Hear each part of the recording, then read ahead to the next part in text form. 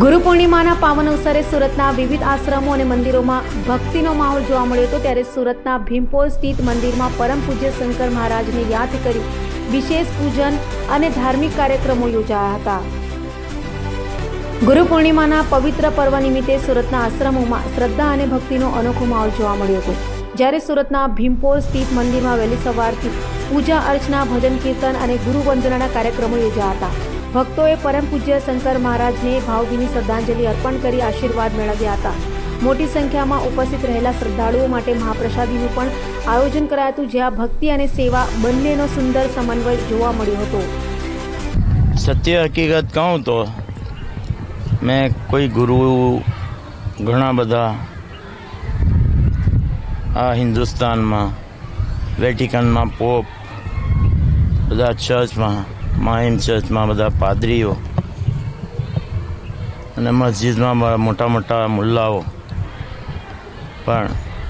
મેં કોઈ દિવસ મંત્ર દીક્ષા લીધી નથી, કંઠી બાંધી નથી।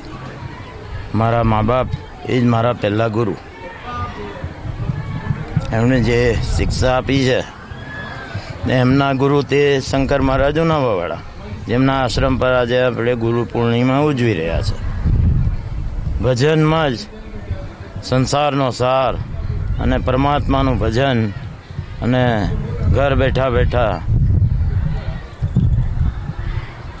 જેણે આપણું સર્જન કર્યું તે સર્જનહારને પામવાની ભજનમાં આજે 15 દિવસ પછી એમની 121મી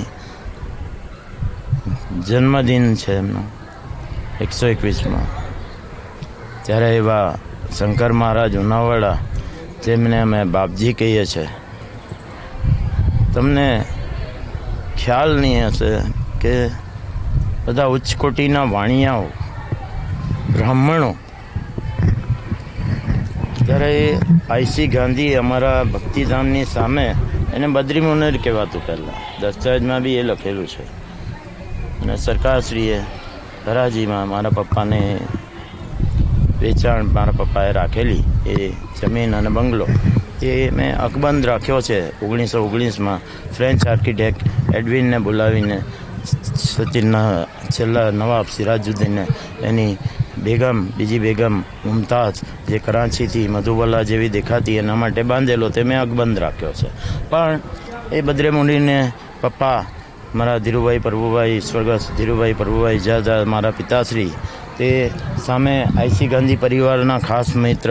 અને આઈસી ગાંધીમાં સૌ પ્રથમ શંકર મહારાજ ઉનાવાવાળા આવેલા અને એમને અહીંયા લઈ આવ્યા ભક્તિધામમાં, અને એમણે ભક્તિનું ધામ એટલે ભક્તિ કરવાનું સ્થળ। ત્યારથી આ ખલાસીઓ જે બધા મચ્છીમારી કરતા હતા અને એનું જે રોજગારીનું સાધન હતું, માંસાહાર કરતા, વ્યસની હતા, દારૂ પીતા, એમને 1200 પરિવારોને આ શંકર મહારાજ ઉનાવાવાળાએ મચ્છીમારી બંધ કરીને જે તે સમયે એઝ અ રેલેવન્ટ ટાઈમ એમણે મચ્છીમારી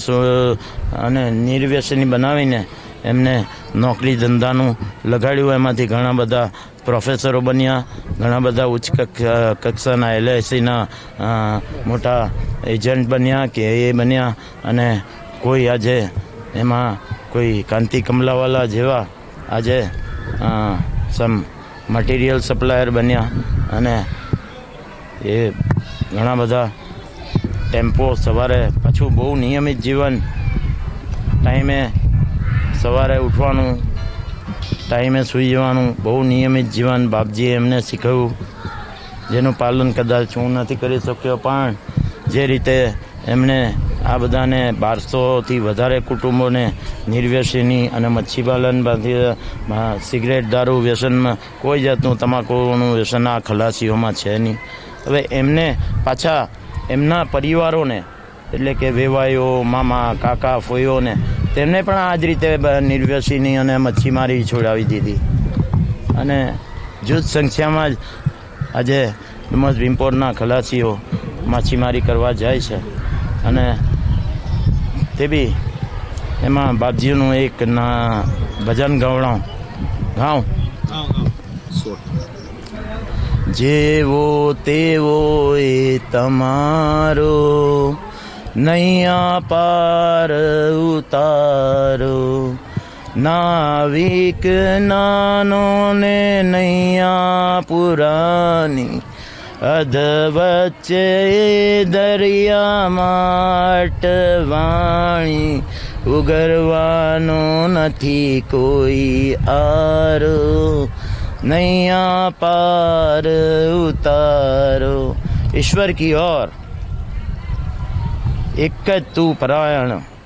પરમાત્માને ભજવું જ્યારે જ્યારે સમય મળે ત્યારે એનું સ્મરણ કરવું એ જ એમની શીખ હતી અને જે સર્જનહારે તમારા બધાનો આપણાનો જન્મ આપ્યો આપણું સર્જન કર્યું એ સર્જનહારને વારે ઘડીએ નમસ્કાર કરી એને પામવાની જ્યારે પણ તમને થોડીક ક્ષણો મળે નિરાંતની પળો મળે તો ત્યારે દિવસભરમાં જ્યારે ભજવું હોય ત્યારે પરમાત્માનું ભજન કરો તો તમારો આત્મા પરમાત્મામાં એક દિવસ લીન થશે ત્યારે પરમાત્મા તમને તમારા આત્માને એમાં સમાવી લેશે અને લક્ષ 84ના બંધનમાંથી મુક્ત કરીને તમને મોક્ષ પ્રાપ્ત કરશે એ જ અભ્યર્થના.